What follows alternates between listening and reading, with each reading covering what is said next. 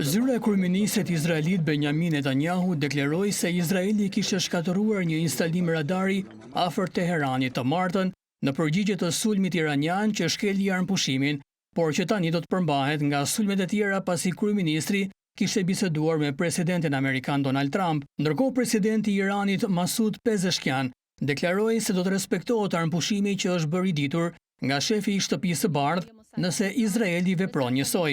Nëse regjimi zionist nuk e shkel armëpushimin, as Irani nuk do ta shkelë atë, deklaroi Pezeshkian në një bisedë telefonike me kryeministrin e Malajzisë. Presidenti i Iranit Masoud Pezeshkian ka biseduar edhe me emirin e Katarit, Tamim bin Hamad Al Thani, dhe i ka shprehur keqardhje për sulmin në bazën ushtarake në Katar.